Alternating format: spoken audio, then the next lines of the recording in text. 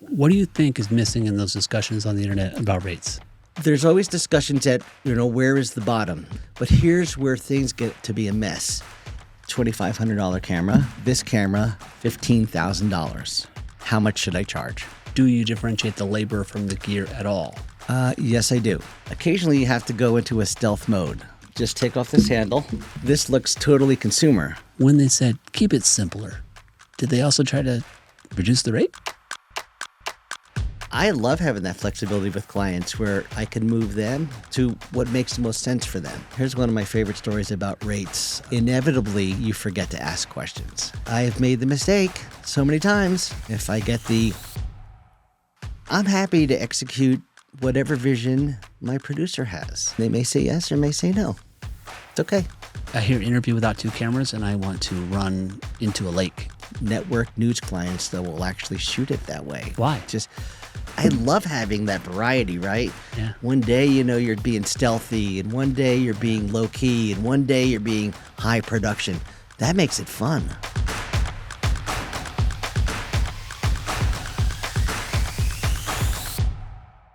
I really wanted to talk about scalability of rates. I'm on quite a few Facebook groups, and I got to say one of the most common topics is, how much should I charge? So a lot of that depends on what you're bringing to the shoot, right? So, for instance, this little camera here, this is a $2,500 camera that is called the Sony Z90. Spectacular powerhouse of a camera. I mean, it's got SDI, yep. It's 422, it's 10 bits. It's got an ND function, which a lot of these kind of cameras don't have built-in ND, and that can be an obstacle. Digital or like a big piece of digital, right? No, it's not digital. It's actually it actually clicks in. Like my C200 or Yeah, something. yeah. Okay. So should you have a different rate when you're using this camera, $2,500 camera, or when you're using this camera, $15,000, right? FX9. FX9, yeah. The answer is yes. I mean, you should absolutely have a different rate. It's just like if you're going to buy a car or rent a car, let's say, the Hyundai rental rate is going to be a lot slower than the Mercedes rate, right? I mean, they still basically do the same things, but they offer different levels of quality. So the reason I have 4 different cameras, actually I have a couple more, is FX9, Sony FS7 Mark II. Super 35. Yep. Super 35 and Sony FX3. And then the full frame low light monster. Yes. Okay. And the Sony Z90. Okay. So, and not only is it rate based, but there's also sometimes you need different tools for different projects.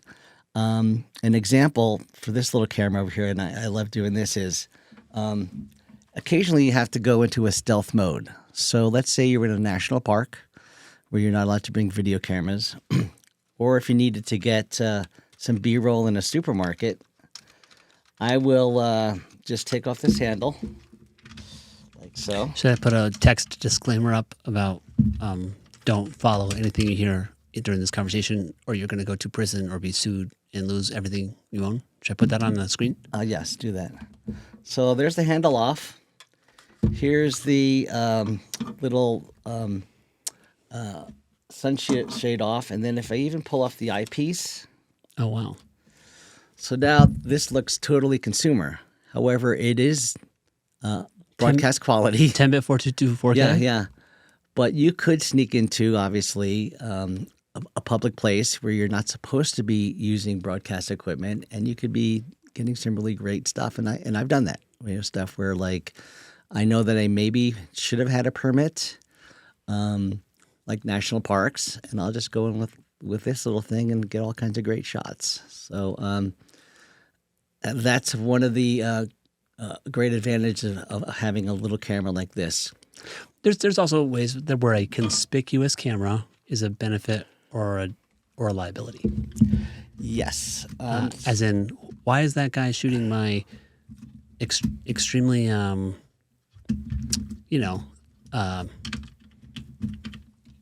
our CEO interview on what looks like a Handycam, and then it's like, well, I'm bringing the FX9 just so that it looks like it works the other way too.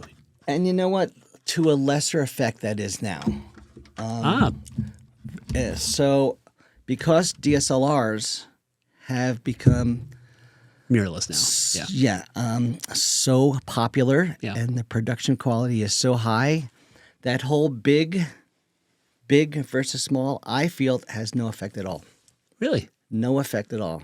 I don't have any issue with worrying about if a CEO sees this or if a CEO sees this. What year? So it's 2024. What year do you feel like was there a progression, you think, in the culture? Yes. So pretty much when the DSLRs became of such great quality, just probably in the last 4 to 5 years, I think it just became accepting, This particular camera, I know that like CNN actually will use it in some risky situations. Let's say there was a protest of some sort, and you don't want to be in the middle of a dangerous situation with a full-size camera. You become a target, right?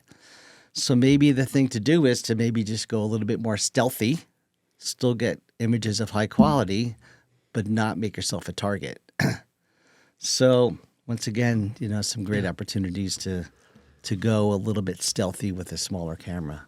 Yeah, and just sort of full disclosure, I'm totally with you. I moved to this Sony ecosystem this year. Basically, it was Canon for a while, and you're looking at a FX30, FX3, FX6. So, and my fixed lens I still keep around, but it's a Canon. Yeah.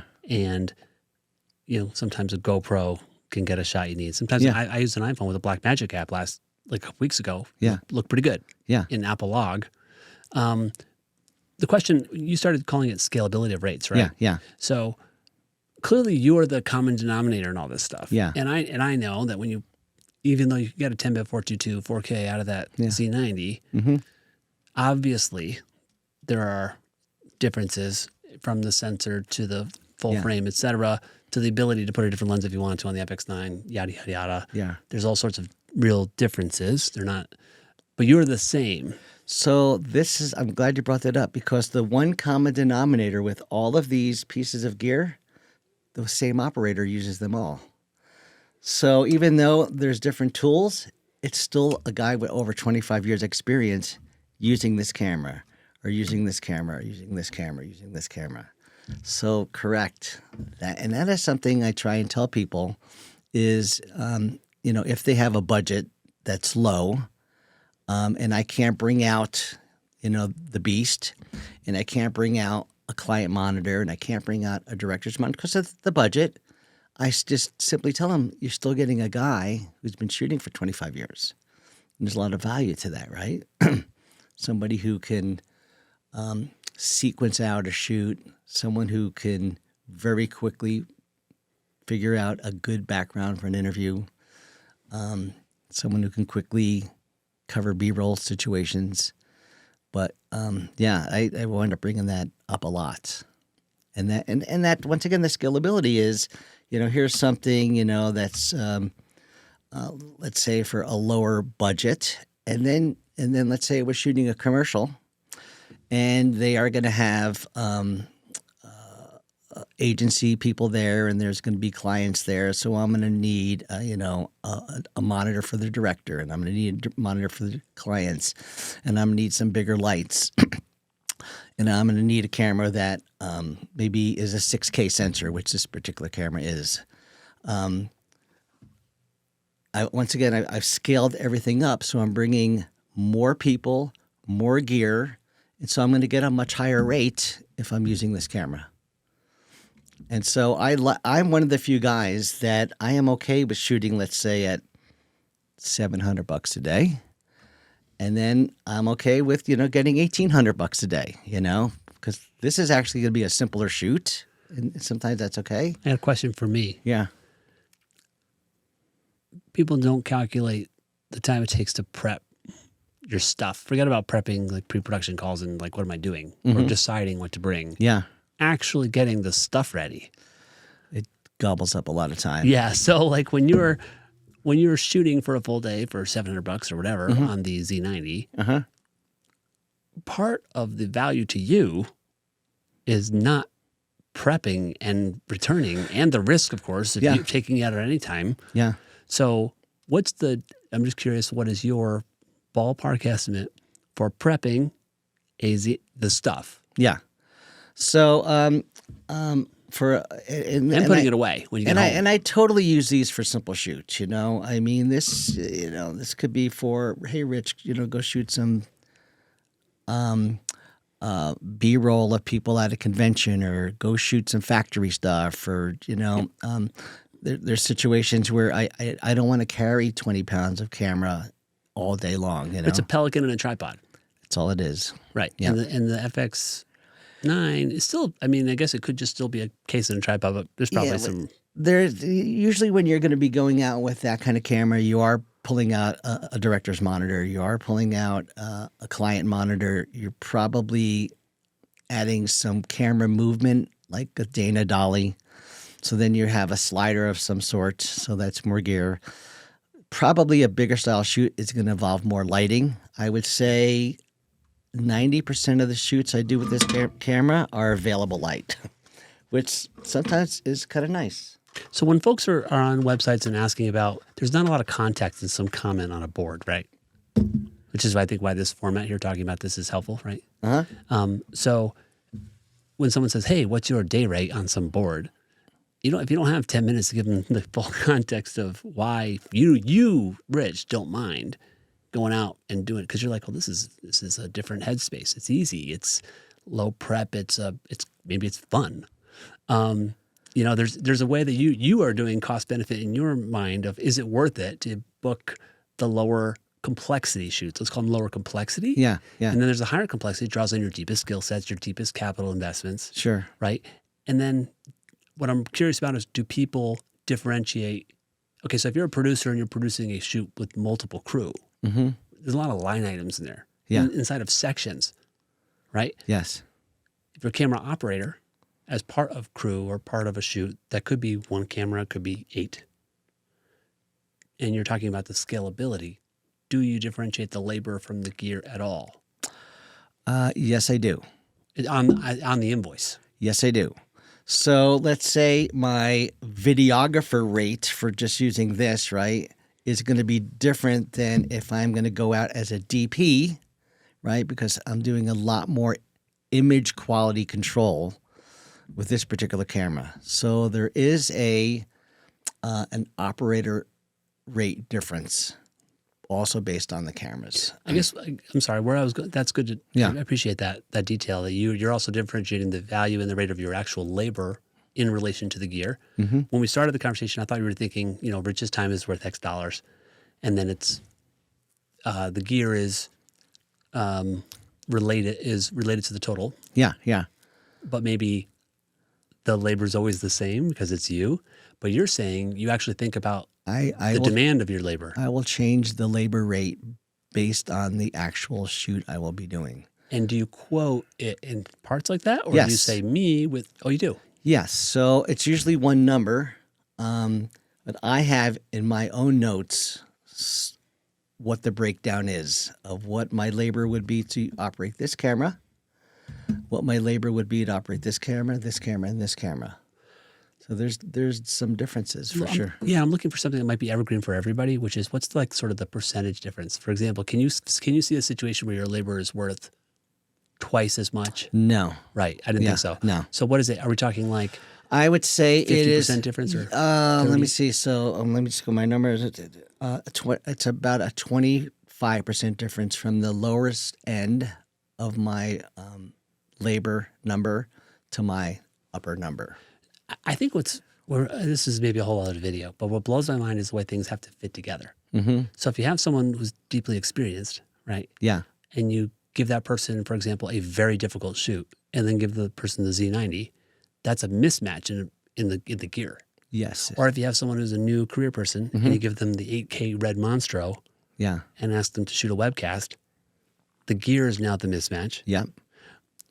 I'm fascinated by. I see that all the time. I've done a webcast on a cinema glass before, on a $5,000 lens, Wow. Yeah. because the person who was operating it needed practice because it was gathering so much dust.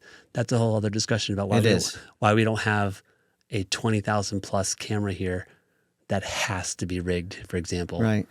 We are talking about the video world, the marketing communications world, the business communications world. Yeah. Yes, we are. So sorry, kind of took us into a pothole. But so when people talk about rates, do they get sophisticated in their discussions at the level you just described? I don't think so. I don't think so either. I think this has just come from time. And, obviously I've been on a lot of shoots over 25 years. And so I have figured out that scalability on rates a lot of times based on the equipment that's being called for. But the new person hasn't figured that out. But I love how you said you don't burden the client with the detail level of the variance that you see in the ask of your skill. Yeah. Well, and because that doesn't really matter to them. So what happens a lot is, maybe this is a tiring saying, but I get this. How much does a shoot cost? Blank, right? And I just have to throw it back at him. I'm like, you're like asking how much a house costs. I really have to know more about the shoot. Then I can give you the cost, right? Is there travel? Is there multiple cameras? Do you want shallow depth of field? Do you want me to use a lot of lenses? Should I bring out a lot of lights? Should I bring out the client monitor and all that stuff? So I have to get a lot more information before I can answer how much does the shoot cost. But that's a red flag for me, The inability to engage in the fact that they need more information to get for you. Yeah. I think you and I would answer the question the same way, but do you have some automated process where you're like, oh, you need a video shoot? Okay, here's Rich's 15 questions in 7 sections that we're going to go over to see what you need. I don't have that written down. And I think you don't, because it's such a wild west. Because like if you're talking to somebody, they go, "Hey, tomorrow I need a 4th camera in this hotel ballroom." Mm-hmm. You have to instantly understand that they need maybe a fixed lens camera, that they need you tomorrow, so you don't have time to get your stuff ready. Yeah. Where is it? Yeah. What are you guys shooting on? Yeah. You need them. Do I already know somebody there? Am I familiar with the venue? And you have to filter that stuff at high speed so you don't lose the job. So to that point, I'm so glad you mentioned that. Something else I've learned over the years is when you do get that last minute call, and let's say they've answered all those questions that you've asked, I 100% of the time, 100% of the time will say, "Let me get back to you," and I may just say, "Can I get 15 minutes and I'll call you back," or "Can I send you an email?" Because in all of that information gathering, inevitably you forget to ask questions. And so you got to just take that extra 10 minutes and go, I didn't ask where it was, I didn't ask how long the day was, It absolutely happens all the time. So if I get that call, 100% of the time, I just make sure that I say, I'll call you back, or I'll send you an email on the number, and I'll go over in my mind all the answers to the questions I need to come up with the shoot rate, or if I want to do it. So if someone so for last minute projects where you are trying to establish the scope and the rate, et cetera, very quickly, you just make sure to pause for a period of time. 100%. Solo. Yeah. Let it sink in. Yep. And just gather your thoughts, because TJ, I have made the mistake so many times, and I've said yes to the job, and I did not ask where it was or how long it was or whether it was inside or outside, whether it was reality TV, or just, back of the room following someone on stage. So since I've made those mistakes, I am very, very critical about just taking that time and like, let me call you back. It's really essential. So, is it fair to say that most of the time you're working with your clients are people, because you're a skilled operator of camera, are you almost exclusively working with people who have a basic understanding of cameras and camera operators? Yes, but you know, there are what happens sometimes too is a production company just has their PA say, "Hey, can you call a couple people in Denver?" Right? And find out what their rate is. And so that a lot of the times is the person I'm talking to, and that's the person I got to get those answers from. You know, where is it? How long is the shoot? How many people are there assistants? All this stuff, and they don't have any of those answers. So they need to actually stop and go get answers. So getting questions answered on both sides is really important. Super important. What I was thinking was, as we look here at your, scalable offerings, right? Mm-hmm. So your primary tools are you Yep. and a camera, Yes. and then everything else is sort of like in versions of Yeah. secondary items, right? Yeah. If someone doesn't know, or let's say it isn't a PA, let's say it's the real producer, and they're Yeah. just unskilled. Yeah. How do you quickly, Mm-hmm. if you have to, Yeah. explain? So, so some of the questions I would ask is, some guy is calling me, he needs to have an interview shot, right? So, I'll ask him like maybe the first question, do you want it in 4K? Do you want it cinematic, which I call mostly shallow depth of field, stuff that goes out of focus in the background? Do you want multiple cameras? Because it's very common these days is there's the one camera shooting kind of over the shoulder, and there's that secondary camera that they always like tighter. It's kind of a popular thing right now on interviews or two camera things. Have you seen those?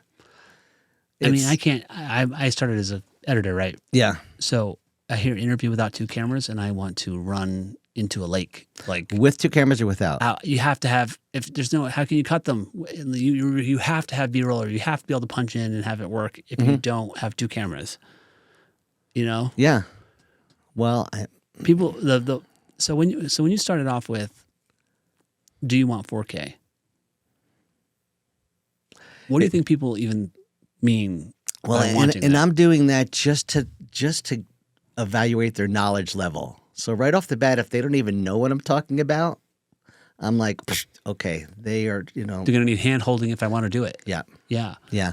And another giveaway for me is inexperience is frame rate. Do you want that in 24p? Do you want that in 30p, 60p? And if I get once again, I know it's maybe lower level knowledge. And so maybe I'd have to dig in a little bit more to find out how their level of knowledge, on the shoot. So there's little factors, there's little indicators of who you're speaking to, and that's important, I think, in evaluating the job. So when you're talking about a look, you're saying that is current, a certain two-camera interview look. Mm-hmm. As you've seen looks come and go over the years, Yeah. do you try at all to anticipate, or do you sort of just try to stay current with what you think people will want, or do you try to say, hey, you asked for one camera. A lot of people right now are doing. Yes. So I definitely will make that recommendation. And I'll just simply say, do you want the interview one camera or two camera? And then if I get the multiple camera answer, the interesting thing is, so sometimes they're side by side, one tight and one wide.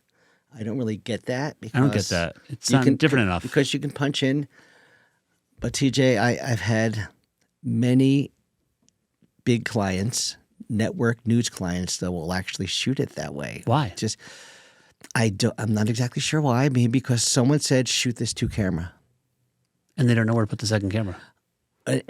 Maybe some people I know why.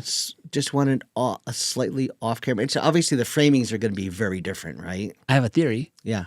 when you shoot a really nice interview with, right, the A camera is set up, let's just say, maybe it's not like grip truck, Yeah. but it's thoughtful, Mm-hmm. a couple hours to set the shot or something. Yeah.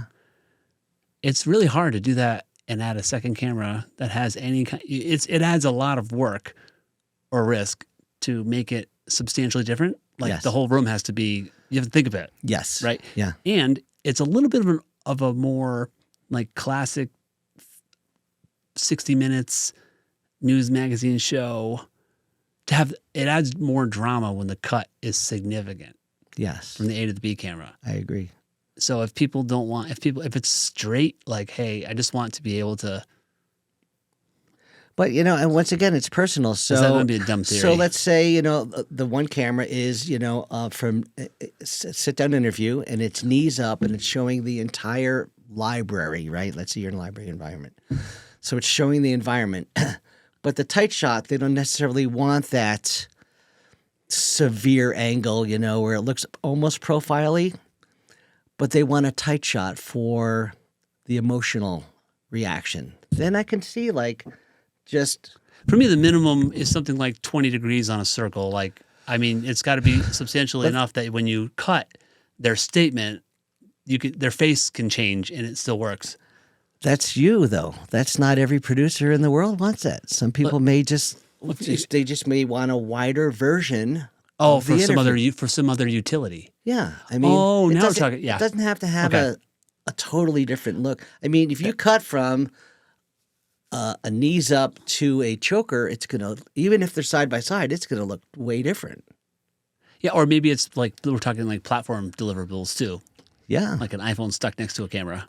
yeah. I Or mean, whatever. so The vertical version. so Or so I think one of my strongest parts of my personality is like, I will shoot it any way you'd like. I mean, I will always make a suggestion, but if you want those two cameras right next to each other, I will say okay. If you want the other one to be, 90 degrees off and it's, really just like a profile and you can't even see the other eye, which I don't find pleasant, I'm like, okay. It's not, I'm happy to execute whatever vision my producer has or my client has. I'm okay with that. I may just say, hey, would you like to see the second eye instead of coming all the way and doing a profile? You want to see a little bit of the other eye? And they may say yes or may say no. It's okay. it's a whole other video, but I think you just hit on what's the real. This is a service business, Yeah.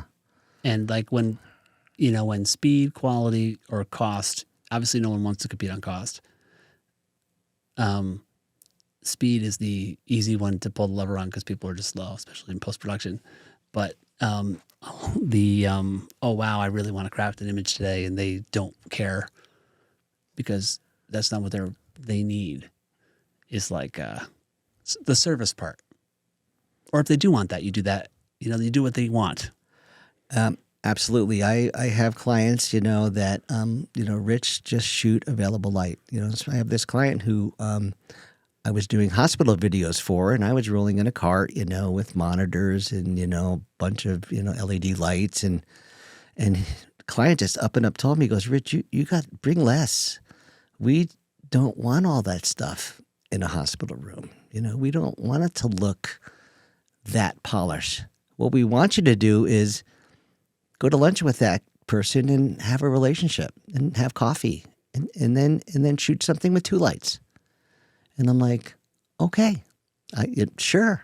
Like, I am okay with going in that situation and being, less production-y, I guess it would be, because that's what the client wants.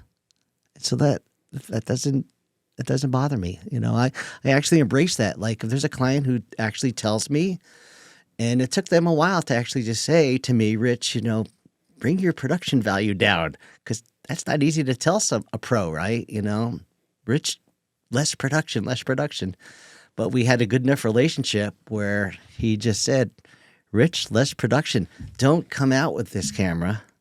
Come out with this camera, and shoot available light. We just want it to be less of a show and more of what's the story about. And so I'm like, okay. So that's and I love having that variety, right? Yeah. One day, you're being stealthy, and one day you're being low key, and one day you're being high production. That makes it fun. I'm just going to read the mind of the internet for a second. Just say, someone's going to want to know, when they said keep it simpler, did they also try to reduce the rate? Yes, they do. So yeah, and so this is where I can say, when you want to lower rates, I'm going to say, if you want a lower rate, I'm just going to come out with this camera and one lens, and I can go for a lower rate than if I go out with this camera and 5 different, lenses and a zoom lens. And so the pushback would be, and it's not really pushback, it's like, and sometimes I can actually do the upsell. Yes, I can work for that rate, and I'll be bringing out my DSLR. Yeah.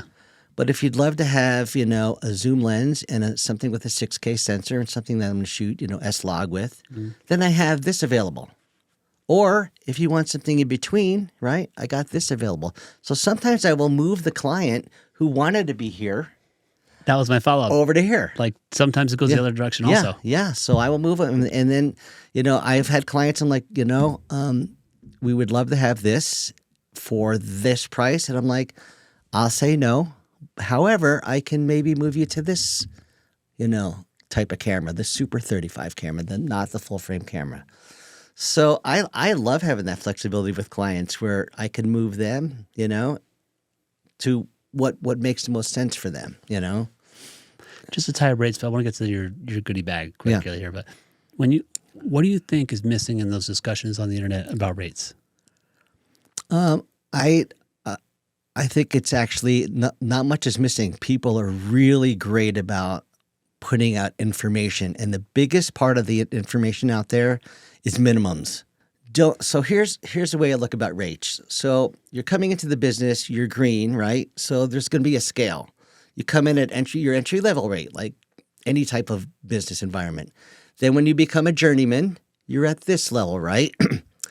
So there's always discussions at, where is the bottom? And you can find out the numbers, but here's where things get to be a mess. Is if that bottom person comes in over here under the bottom, what happens? Scale drops. And then if another person comes in under the bottom, the scale drops. And all of a sudden, your whole scale has dropped. And what I really like to tell people, TJ, is if you work below market, you're never going to be able to get up to where you want to be rate-wise, So you got to be just don't go below the market. You can go low, at the bottom, but don't bring the whole scale down. It's a very open discussion, and people, on Facebook groups are just like, guys, don't work for $150 a day. Just don't do it. You got to just say no. When I got out of trade school and 5 years out of college, whatever, it was 2007. This was a discussion back then, right? Yeah.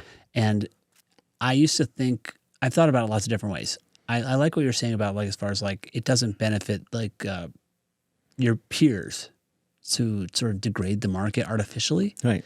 It doesn't do the customers any good either, because the markets, and I think what's one of the fun things about media work and creative people is they don't tend to be the most savvy pricers and whatever. Agreed. So the market rates tend to be correct.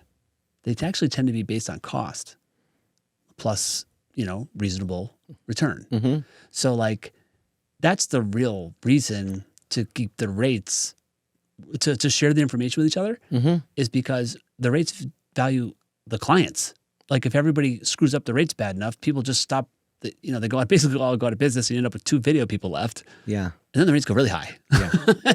Yeah. I mean, it's best for people to be sort of reasonably prosperous. It's not a great business. There's not a lot of people making a killing. There is no great American video company. Yeah. It does not scale well. It's not. Yeah. The rates, I always think of rates as being ideally a non-discussion, because they're so, it's not a commodity, because there's so many little variables like the scope and the person and whatever. but there's not like plus or minus 80%. Right. Yeah, there's definitely, some neutral numbers, that everyone, and that's what you'll find is like, here's the average, right? Now, so it's interesting because when you get those rate discussions, the rates in New York City can be a lot higher, right? Because now you have cost of living to factor in, right? So, Or basic logistics needs, yeah. yeah, parking and getting into the city and stuff like that. So sometimes you have to figure out where your market is. If you're in some small town in Texas and you're 143rd market, even at a DP rate, you can't be where New York or LA are, right? You just can't. I mean, it's kind of good news too. That's why video is still regional, is still local, regional. It's not national, because by the time you get the person from Texas whose entire cost structure and fee rates are based on Texas, even if they know what the New York rates are, they don't go to New York because now all of a sudden the travel is cost prohibitive, and you should have just gotten the person in New York. Yeah, right. So you end up with a really rational sort of like equilibrium around, which is why you have like brokerages that are national of rate of. Here's one of my favorite stories about rates. So LA is now basing everything on a 12-hour day, and that has mostly come about. I'm sorry, since when? Since reality TV became so popular. So for some reason, once reality TV hit the market strong, I don't know, 10 years ago or something like that, the 12-hour rate became the most popular rate. And most markets are based on a 10-hour rate. There's still some guys that hold out for 8 hours. Oh, I wish I could do that, but I'm a 10-hour guy. It seems to be the most normal, right? Including travel? Sometimes. Sometimes, it is portal to portal. Not often.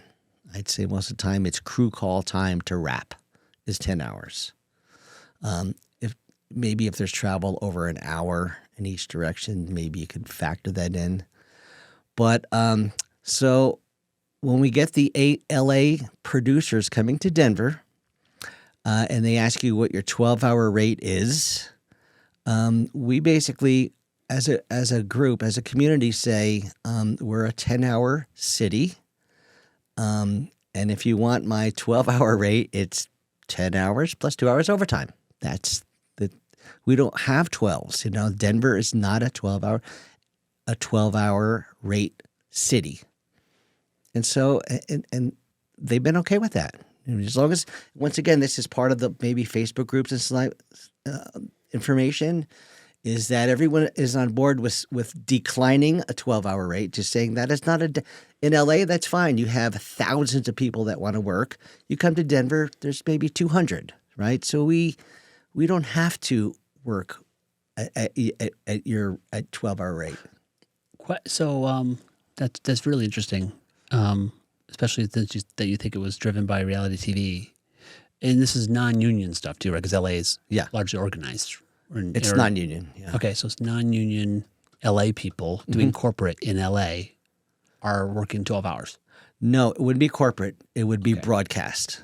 So reality TV shows, which we've seen, But in Denver, if an LA producer's come to Denver, what kind of content are they even asking for a 12-hour day to produce? It could be corporate. It would be, or any type of shoot. The commercial, shooting a commercial, shooting. Yeah, it's not reality TV. Is where I'm going. Right, it's not reality TV. They just used to having crew work 12 hours. Yes. But why would you even want to shoot a corporate for 12 hours?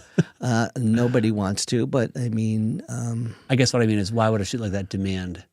I mean, I guess you can always do more, but so maybe it's it's a shoot that they need to take 2 days for, and they're going to squeeze it into a 12-hour day because they can. So that's a significant savings, right, on getting an entire crew for 1 day versus 2. So maybe in there. It sounds counterproductive in the same way you don't want someone just being like, I'll work for $75 a day. It's like, no, you're not you're going to go out of business, and you're going to drag us all down with you and destroy the entire business. Yeah. When you have a 12-hour day, you don't have a following day. No, you don't. you don't. It's a 15-hour day. Yeah, right, because you're getting up, you're getting ready. And so, that's maybe one of the reasons I don't want to live in L.A. or work in L.A. Yeah. Well, Just as I mean, it's fascinating. I've never even heard of this. Yeah, no. I mean, because I've never been near TV, I guess. And so along with that, reality TV is where it came from, right? One of the good things that came out of that was there are some penalties involved if you don't give lunch breaks, within 6 hours. I think there's also some minimums in terms of the number. I think it's like maybe 650 for 12 type of thing. Are you talking about labor? Are you talking about labor law, but not union work? It's unwritten labor law. So Unwritten labor law, as in a market convention. Yes. Like as in they understand. Yep. That when they are making these asks, part of the deal is they better give you. Yes. So it's almost like union-esque rules that are filtering into the conventional wisdom. Exactly. Yeah. Oh. And I don't know how strong the union is in LA. I thought it was not strong. Actually. I don't know. I mean, I think it's a right to work state. So I don't believe there's a lot of union stuff there at all. I mean, I started cutting in 2006, 2007. Most of the people in LA that I went to, so I have a degree in marketing, right? And then 4 years later go to trade school. Most of the people that I was going to trade school with wanted to go cut TV and features. Mm-hmm. And everybody was always talking about, I think it was IATSE or whatever the union was. Mm-hmm.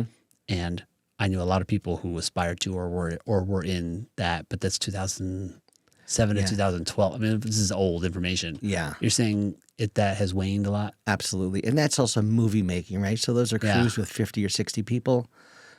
And the geography's changed a lot too, right? I mean, our crews these days are 3 to 5, I mean, the type of work that, you and I are talking about. Yeah. Non-theatrical, basically, So. And the geography shifted a lot, right? Shooting in Georgia or New Mexico, that type of stuff, the theatrical stuff, right? Yeah. Just a bunch went up to Canada for a while. Yeah. Okay, whatever. Atlanta's like the hot market right now. We are video people. Yes. Okay. Let's keep it that.